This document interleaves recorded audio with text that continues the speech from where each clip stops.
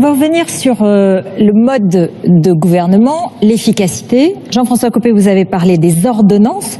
Vous étiez quand même président du groupe de l'Assemblée nationale et pour la coproduction législative, et tout d'un coup, vous zappez le Parlement. Non, pas du tout. C'est d'ailleurs une erreur de penser que les parlementaires ne feraient que regarder les TGV passer. En réalité, ils les voient passer quand on fait des référendums. Parce que quand on fait des référendums, alors là, ils sont totalement squeezés.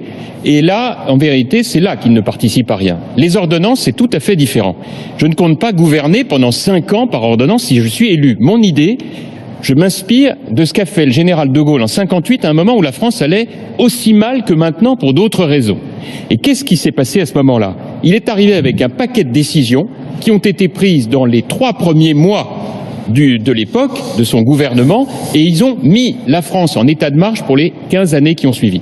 Je propose le même exercice, 15 décisions, qui en réalité toucheraient au rétablissement de la sécurité, à la liberté du travail, au développement du numérique, et également à l'idée du réarmement sécuritaire de l'État. Et l'idée qui est derrière, c'est que ces 15 décisions, elles sont prises entre le 2 juillet et le 30 août sous le contrôle du Parlement, parce que le gouvernement, le président, aura été élu dessus. Ça change tout. Et ensuite, les 4 années qui suivent, elles sont dédiées à appliquer ces décisions, à évaluer leurs résultats. Les parlementaires en première ligne pour, et François Fillon a tout à fait raison, vérifier que les ministres font bien le boulot. Et ça change tout. C'est ça la rupture gouvernementale. Merci Jean-François Copé.